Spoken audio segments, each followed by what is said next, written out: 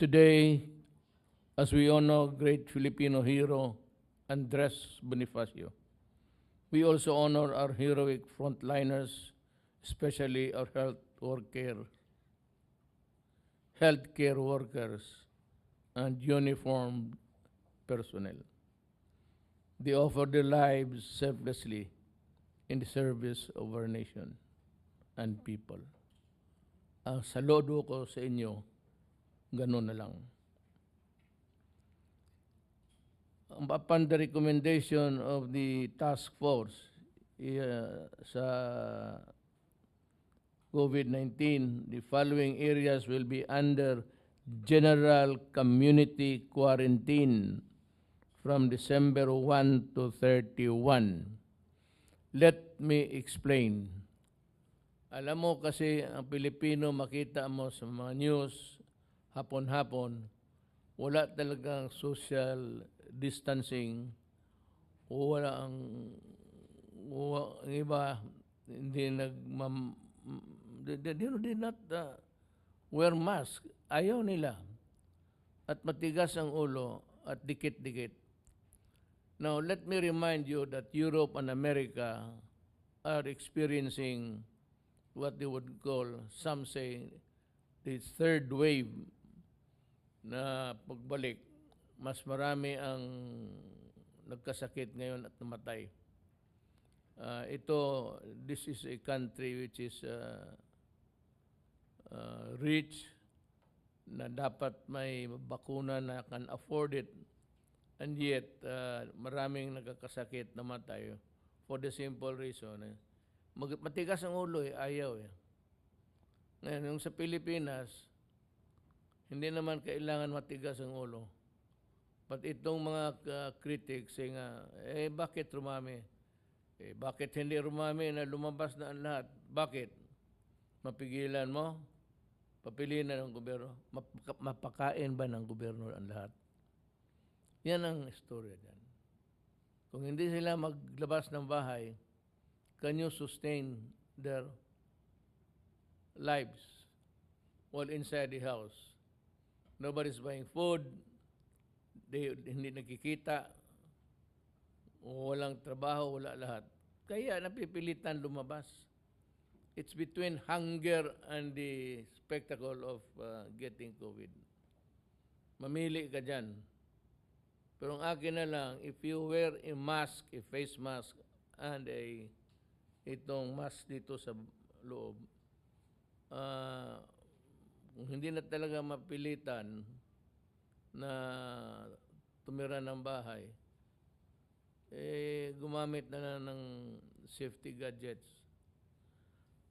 Ang magpaiwan community quarantine classification ay ang National Capital Region, Batangas, Iloilo City, Tacloban City, Lanao del Sur, Iligan, Davao City. The rest of the country will be under modified general community quarantine from December 1 to 31. Modified lang.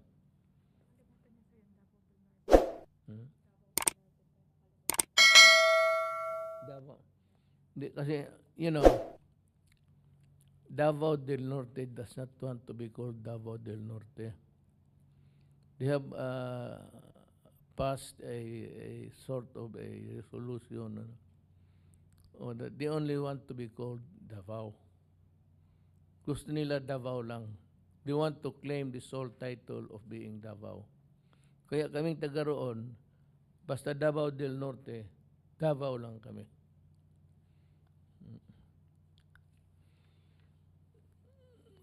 At this point, I will ask our resource person and people who are behind COVID-19. Kayong mga critics na hindi na-handle ng gobyerno, alam mo, pagka-stupido talaga ninyo. Ang gamot lang, ang ano lang ang panlaban lang ng COVID is wash your hand tapos wear a mask, and stay home. Yan lang ang medisina dyan. Hindi mo mabili sa butika yan. Hindi mo mabili sa mga utak ninyo. But some writers, uh, for reasons known to them only, nagsasabi na, hindi. Walang gamot yan, sa hangin yan.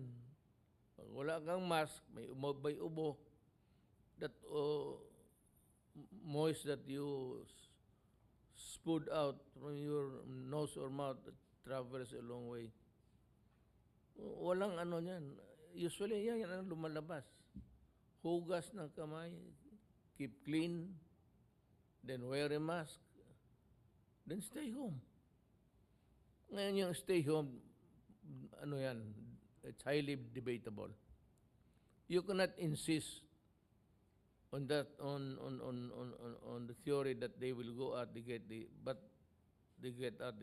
COVID, but no, wala na silang kumakain, wala nang makain. So yan. Walang gamot except the vaccine. Mga turpe. Huwag mo akong... Let's start with hindi, unahin ko na to, ha? Itong mga legal fronts ng komunista. Lahat yan, makabayan, bayan, they are all legal fronts. Gabriela, hindi yan sila, we are not red tagging you. We are identifying you as members in a grand conspiracy comprising all the legal fronts that they have organized, headed by NDF. Tapos yung sa armed struggle, ang New People's Army, NDF, at Communist Party of the Philippines. Huwag na tayong magbulahan. Ilang tao na nagaling doon sa inyong kampo that openly have attacked you, not only criticize for your sheer brutality in this communal war. Communal war ito, there is no longer any ideology.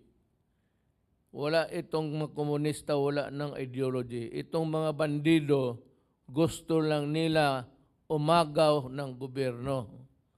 Mga bobo naman ang putang ina. Sino ang mga bright? Si Sison? Yun yung bright, si Sison? Sus Mariusep. Iharap mo si Sison sa akin, magdebate kami. Ano nakuha mo dyan sa ideology na communism? And you are accusing the armed forces of red tagging you. No, the armed forces of the Philippines is very correct.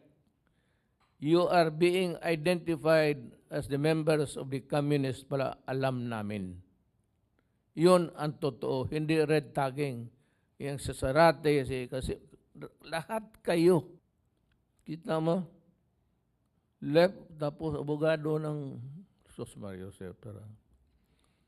Alam ko, sabihin ko, ngailangan ka ng pera. That's the only reason. Komunista ka to defend an oligarch. Hindi ka naman summa cum laude. Pareho naman tayo pumasa ng bar. Kung magsalita ka, you make it appear that we are milking the government of... Ikaw siguro, it's you. Alam mo sa totoo, Sarate, pag nakita kita sa TV, para akong nakakita ng tae ng iro. Para akong nakakita ng tae ng aso. Totoo lang. Putang ina mo. Bantay sa akin. Now, let's ask the Secretary of Health to render the report.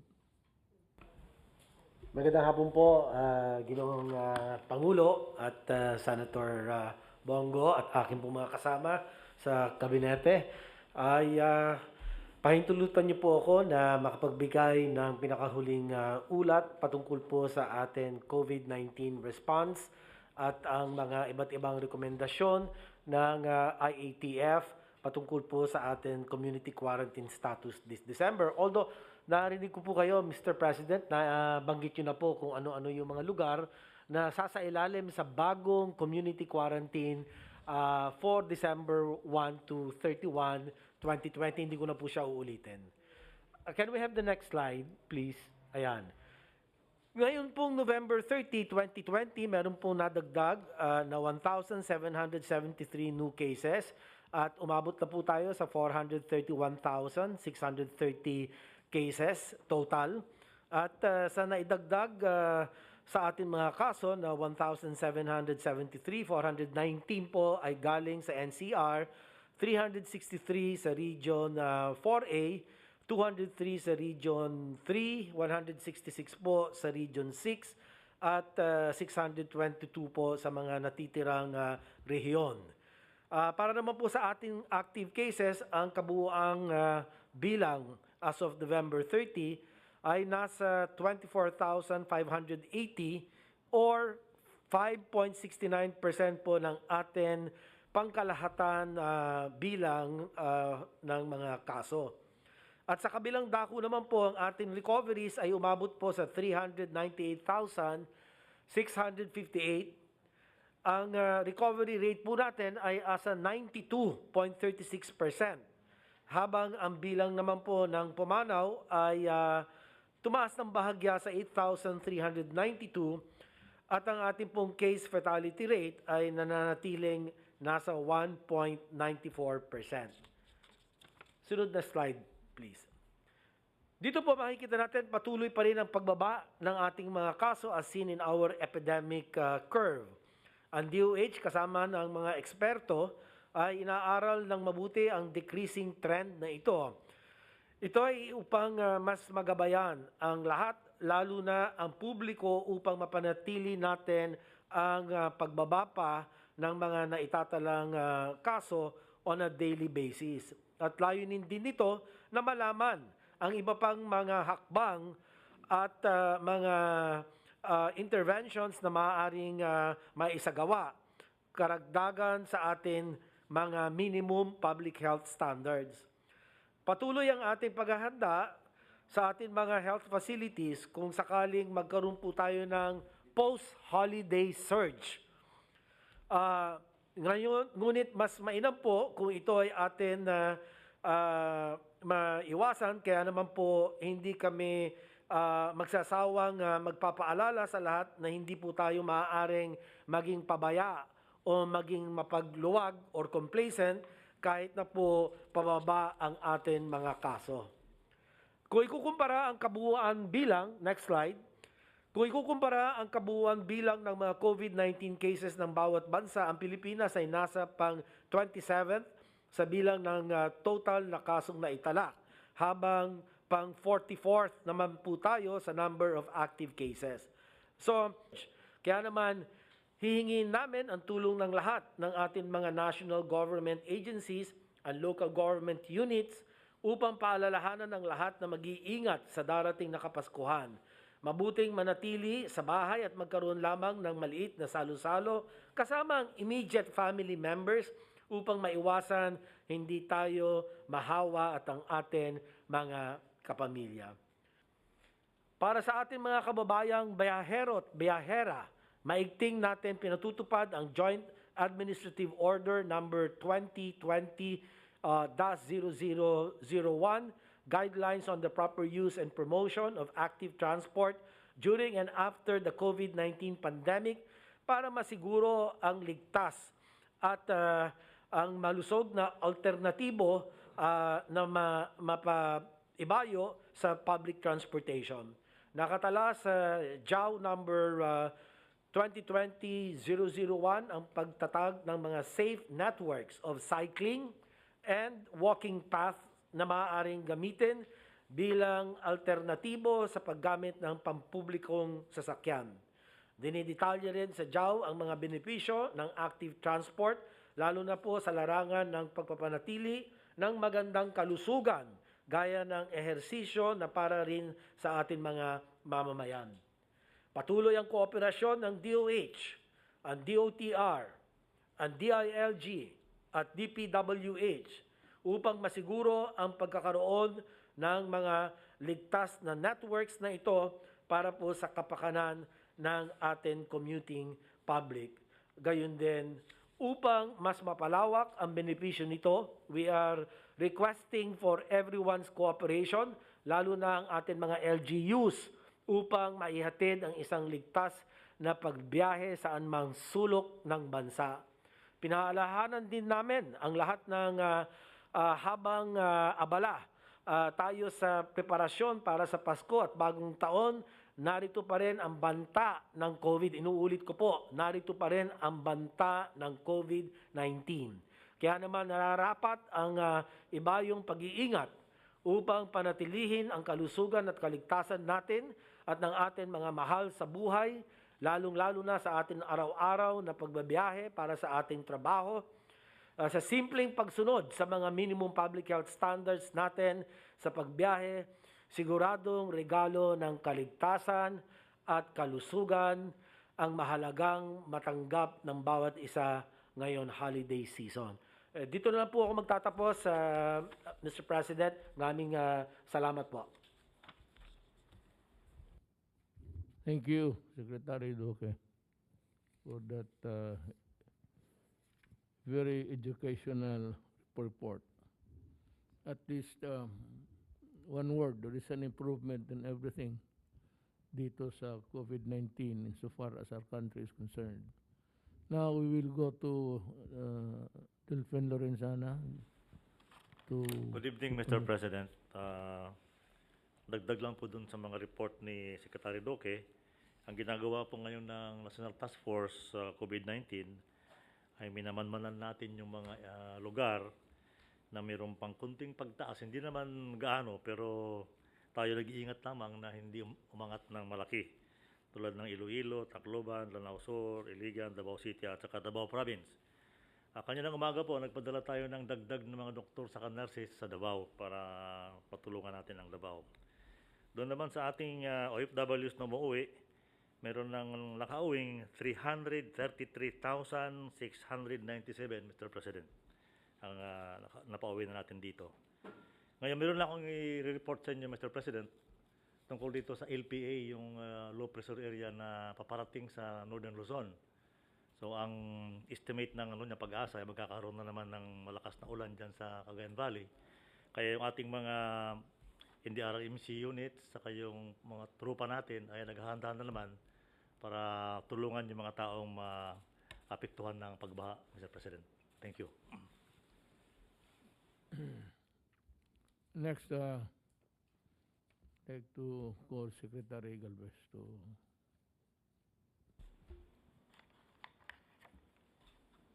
Sir, dagdag lang po sa Davao. 2 beses po tayo pumunta sa Davao dahil kasi umaangat po ang kanilang mga kaso. So, nagpapasalamat po kami kay Secretary Lorenzana dahil po nagpadala kaagad ng reinforcement na 25 na medical personnel, 6 na doktor, 6 na nurses at saka 13 na nursing staff. Malaki po tulong po yun dahil kasi binisita po namin ng SPMC dahil kasi overwhelmed po yung SPMC po natin. Nandun din po si Yusek Vega at siya po ang talaga ng one-stop, ang tinawag na One Hospital Command. Pinag-isa niya po yung referral system ng ating civilian na hospital at saka po yung SPMC at nagdagdag na po ng 20% na bedding capacity ang ating mga civilian hospitals. Sa ngayon po, yung team natin po na galing po sa Cebu, na nag-ayos sa Cebu, nandun po si Major General Feliciano at saka si Dr. Loreche. Inaayos po nila po yung sistema, yung referral system at saka yung emergency operation system. At nakipag po kami ni Secretary Anyo nung pumunta po kami doon, nakipagpulong po kami kay Mayor Sara na tutulungan namin po ang Davao na para bumaba po kasi nakita po natin talaga umaakyat ng 68% nung nagdaang araw. Sa ngayon po, medyo nag-stabilize po ang Davao na at nagpadala na rin po tayo ng mga tinatawag po natin na high flow nasal cannula At nagpadala rin po tayo ng mga Avigan na mga compassionate drug para po makatulong po sa mga severe cases po natin. So yun po ang ginawa po natin nung nagdaang po. Nagpunta po kami ng last week at saka nung last Monday and Tuesday po doon. At buong team po ng Cebu, dinala po natin po doon sa Davao para tumulong din po. Si Major General Feliciano po at saka yung kanyang team. Thank you. Yung, kasi I'd like to repeat what I said. When you mention Davao del Norte, you have to just say Davao. Davao City is Davao City, but Norte, they do not use officially. Nobody's using Davao del Norte anymore. It's mga correspondences. It's Davao. Oh. Ano gusto nila na kanila yung sige lang. So yun lang po, mahal na Presidente, and thank you very much po. Thank you very much, Charlie. Secretary Anyo, do you have something to say? Yes, sir. Magandang gabi po, Mr. President. Magbigay lang po ako ng mga updates po sa mga minomonitor nating cases. Sa criminal cases po, out of the 782 complainants with 1,278 suspect, ito po yung mga inimbestigahan natin sa mga SAP anomalies. Meron po tayong 367 na naimbestigahan. Ang 270 ay na-file sa prosecutor. Ang 30 ay nasa court na po. At ang 27 ay na-refile sa ombudsman. Sa administrative cases naman po, involving barangay chairman, ang 184 po ay na-refer natin na sa prosecutors or sa fiscal. Ang 57 po ay nasa korte na. At 66 ang na-refile sa ombudsman at meron tayong kasalukuyang under suspension na 89 barangay chairman. Sa telcos naman po, yung mga pinag-utos ninyo na para mapabilis yung ating application sa mga towers. Mula po nung pinag-utos ninyo yung mabilisang approval ng mga telcos sa application, mula po nung pinag-utos ninyo ay 2,220 na po ang na-approve at 712 na lang po yung pending. Sa contact tracing naman po, meron tayong 263,698 contact tracers na siyang bubuo sa 30,540 teams. At meron po tayong 1:6 close contact ratio at 95.87% efficiency. Sa bagong hinar po natin na 50,000 additional sa Bayanihan 2, 48,920 na po ang nagtatrabaho. Ngayon pong darating na Pasko ang ating mga LGUs at lalo na po ang mga NCR mayors ay nagsisipaganda para sigurado na mabantayan po natin itong COVID. Wala pong katulad po ng plano na hindi po papayagan ang Christmas party, hindi rin papayagan ang Christmas caroling, wala pong mass gathering. Yung pong family reunion ay isang considered na mass gathering. Katulad po ng sabi ni Secretary Duque, immediate family na lang sana ang mag-celebrate ng Christmas together. At kailangan po ang minimum health standard ay patutupad. Para na rin po sa Kapaskuhan ay doon po sa pinag-utos natin na pwede ng gradual expansion ng mga age group para makalabas. Ang mga minors po, basta accompanied ng mga magulang, ay papayagang makalabas at makapunta sa mall. Ito po ay pagtitibayan sa mga ordinansa ng ating mga NCR mayors sa lugar po ng GCQ. Dito naman po sa aking ulat para dun sa ating ongoing anti-illegal drug operations during the pandemic, mula po noong November 16 to 26, nakapagsagawa po ng 9 na operasyon ng ating Philippine National Police, nakapag-aresto ng 14 at nakapagkumpiska ng 4.130 kilos of shabu na umaabot sa 28,084,000. Amin pong napansin na dahil din sa kahirapang makakuha ng shabu, mukhang unti-unting bumabalik naman po sa paggamit ng marijuana ang ating mga drug addict. Ayon po sa ulat ng Philippine National Police under kay General Sinas, kahapon po sa Balintawak, Quezon City along EDSA, nag-conduct ng bypass operation na nagresulta sa pag-aresto ng 3 tao at kumpiskasyon ng 128 blocks of marijuana or a total of 128 kilos worth 15,360,000.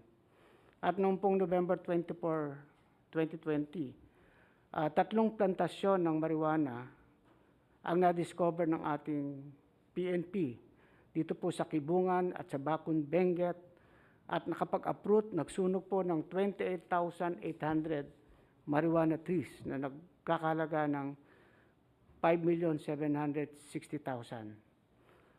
Mula po nung January 1 hanggang September 30 po, ang PNP at ang PIDEA po ay nakapagsagawa ng mga operasyon na nagkaroon ng pagsamsam ng shabu, cocaine, ecstasy at marijuana. At ito po ay maabot sa 12.47 billion worth of shabu, cocaine, ecstasy, and marijuana. So, patuloy pa pong paigtingin ang kampanya laban sa droga. Maraming pong salamat. We have come to the part where I have to honor my commitment to the people to report the progress of our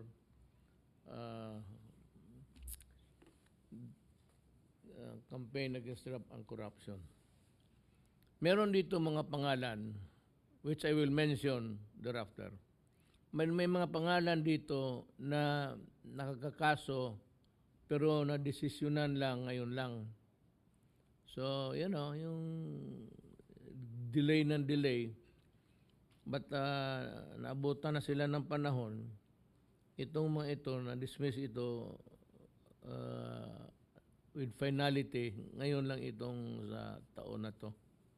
So, I will begin. Nasser Pagandaman, Secretary, dismissed. Rowena Agbayani ng DAR, dismissed. Ronaldo Venancio ng DAR, dismissed. Teresita Ligaspe ng DAR, dismissed. Ricardo Oblena ng DAR, dismissed.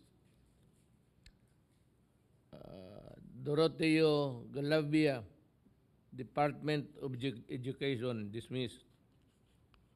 Lucinda de la Cruz, Department of Education, dismissed for extortion. Mary Ann Santa Maria Parcon, DepEd, dismissed for extortion. Rebecca Teodosio Esto, dismissed for graft. Ano ito sa Libacao National Forestry Vocational High School in Aklan. Dorothy Kalimag, dismissed. Ezekiel Arivalo Jr., PNP, PO3 to, dismissed. Ferdinand Relacion, Police Inspector, Chief of Police, dismissed. Renato Magsangkay, SP1, dismissed, PNP. Luis Sinolos, San Andres, Quezon, dismissed.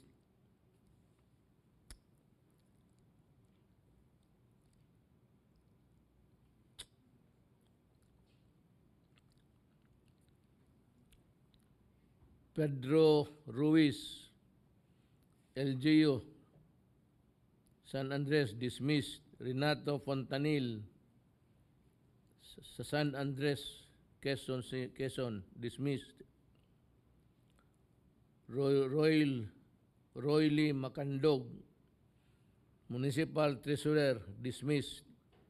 Itong si Ruiz, Fontanil, pati si Macandog, puro tresurero. Sergio ka dyan. Empress, Mayor, dismissed. Sheila May Lanto, OIC, Municipal Accountant, dismissed. Constancia Salonga of San Antonio, Nueva Ecija, dismissed. Grave misconduct. Daisy Pinili, dismissed for misconduct. Rinaldo Policarpio, LGU, San Jose del Monte, Bulacan, dismissed. Rinaldo San Pedro, dismissed. Alan Abalon of Northern Samar, LGU, dismissed. Sigfredo Tolentino, LGU, Barangay Tigaon, Camarines Norte, dismissed. Barangay Chairman to. Eduardo Ravena, Chief Accountant, Executive Assistant, Bacolod City, Negros Oriental, dismissed.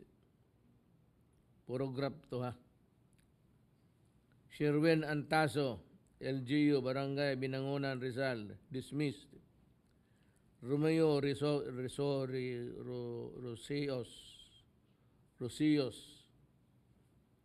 Barangay Captain, Davao City, dismissed. Renerio Raboy, Barangay Captain, dismissed. Boyet Jeronimo, sa Pangasinan, dismissed. LGU to ha. Tito Fernandez, LGU, Pangasinan, Malasike, dismissed. Ivan C. Alcarioto, Barangay Captain, dismissed. Danilo Casalosa, Barangay Captain of Sampaloc, Manila, dismissed. Merlinda Cuevas of Sampaloc District, dismissed. Sa Barangay Councilor to. Barangay Councilor Fernando Mujica, dismissed. Gilbert Pineda, dismissed. Los Feminda Torres, dismissed.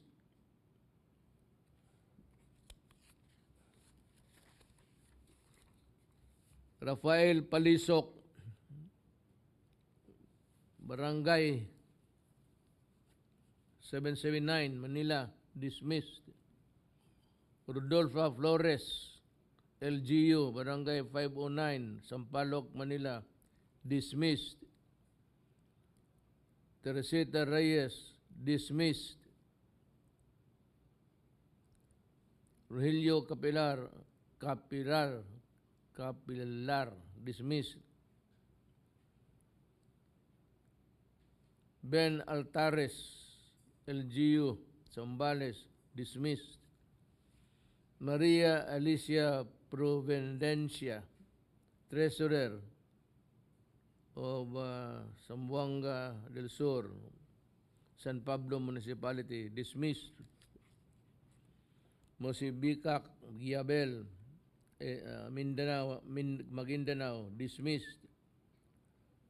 Ann Ruche Moreno, Yanga Surigao del Sur, dismissed. Florofina Pilismino, dismissed. Nena Cuyano, dismissed. Renato Tubo, dismissed. Sa Dinagat Island to, mukhang ang lahat ng naubos ang ano doon. Nena Quijano, Mayor, dismissed. Renato Tubo, back member, isang transaction to. Rosalina Cuadra, dismissed. Rosemary Luib, dismissed. Back member Wilfredo Laid, back chairman, dismissed. Toribio Reyes, Dinagat, also dismissed. Jed Patrick Mabilog, Mayor, Iloilo City, dismissed for grave misconduct, serious dishonesty, and conduct prejudicial to the best interest of the service. Jesse Galano, Paway, Ilocos Norte, dismissed.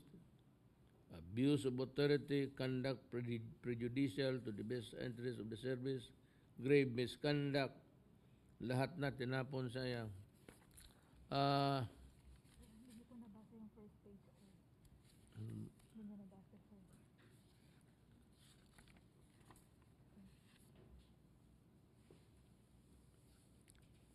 Meron pang dagdag. Brian Tuankin, AFP, dismissed. Disgraceful and immoral conduct and serious dishonesty. Ethelbert Aaron Quinisala, dismissed. Captain, AFP. Nilo Olimpio, AFP, dismissed. Technical Sergeant. Delia Morala, Operations Officer, Bureau of Customs, dismissed. Jolito Vitriolo, Ched, dismissed.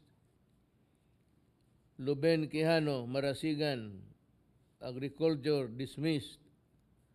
Apipa Usman, Manalukon, dismissed.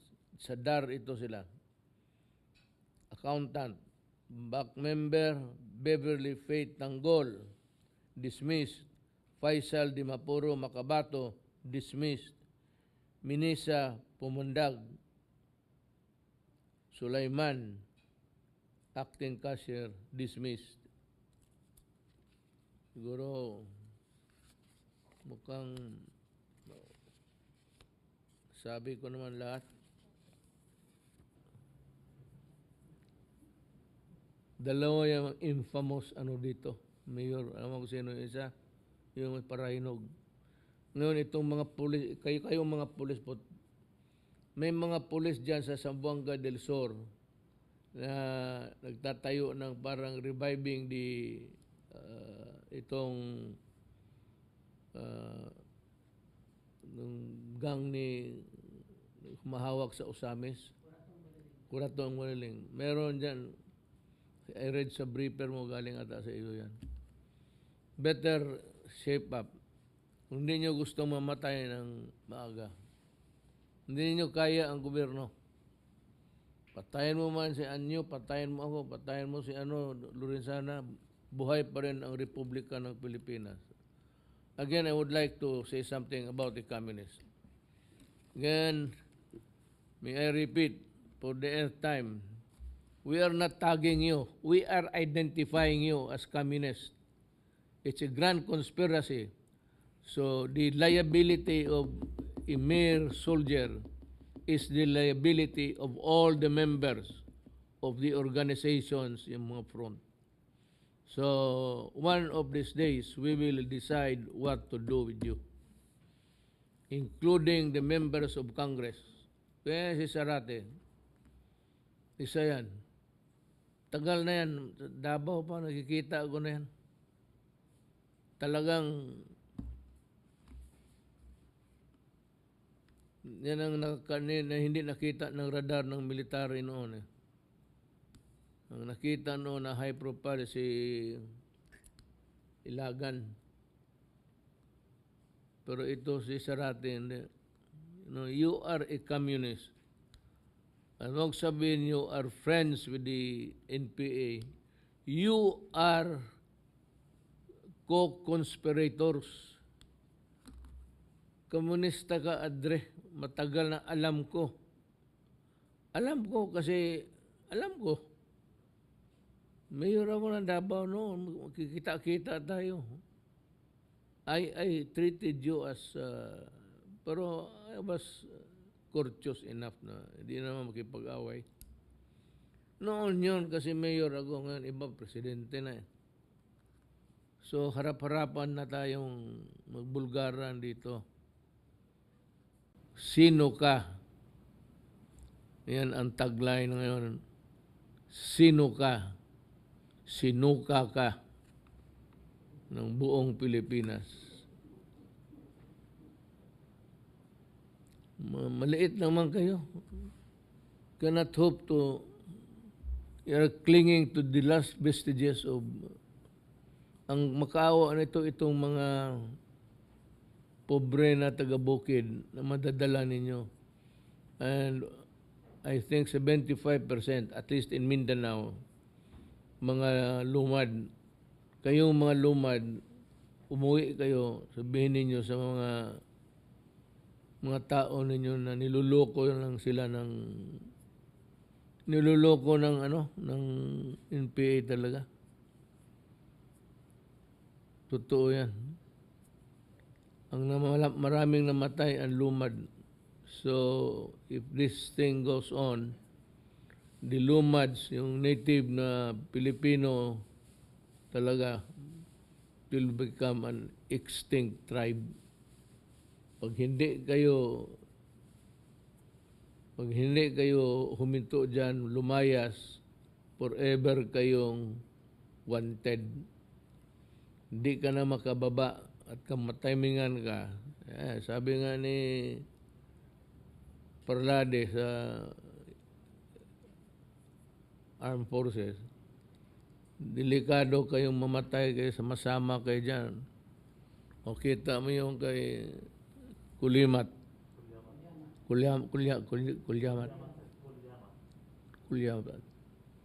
Oh. Di anak niya mismo, babae pa. Sigurado patay yan. Babae ilaban mo sa sundalo, patay. Sigurado.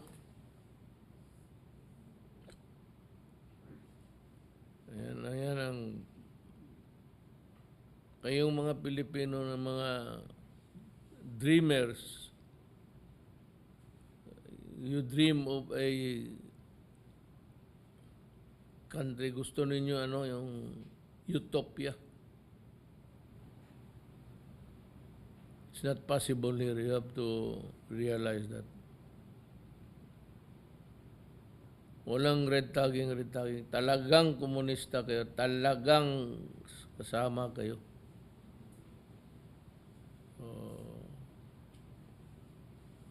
Time will come.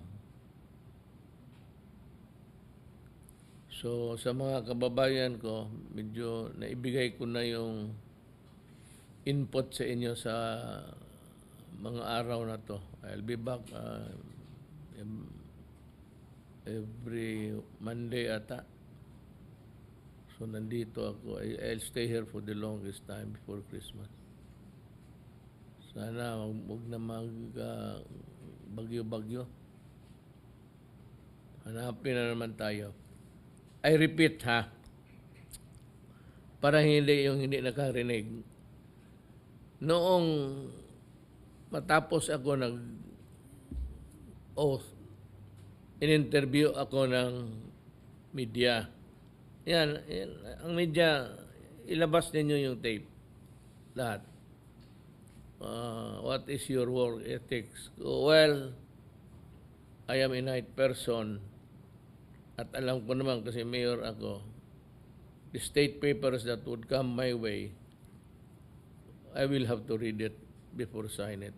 I cannot just sign it just because a subordinate has already initialed it na nabasa na nila na okay for signature. Binabasa ko yan.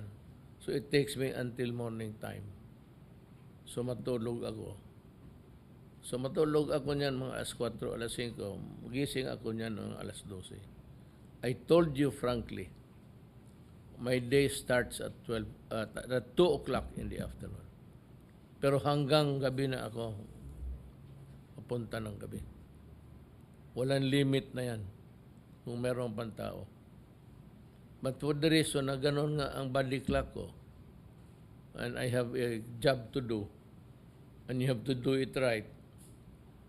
And what do you do? What do you mean? You just have to read what you sign. Hindi ka pa pwede magpirma dyan. Ganun kapag yung papel dyan sa opisina. Tapos sabihin ninyo hindi nagtatrabaho. Palit tayo. Matutunaw yung utak ninyo. Lalo na yung sa finance. I have to, call people and sort out first. Masyado, hindi naman ako sabi ko sa inyo, I am a lawyer but ang specialty ko, criminal law. Kung hindi ako naging abogado, criminal na ako, walang law. Wala man trabaho ang iba. So, I'd like to see you again next time. Stay safe. Ayun lang, walang remedyo itong mga turpe na ito. No? Sabi na sa handod, kinukulong mo nga ng lahat, nagugutom naman. Tuluwagan mo because they have to eat. They have to survive. Simple man lang, maghugas ka ng kamay, wear a mask. Kung wala kang gawin, stay home. Ano ba namang na-mishandle namin dyan? Wala namang pera for medisina. Well, ito malaki ito, but it's being handled by a competent group of men whose integrity I do not doubt. So, your money is in safe hands. Salamat.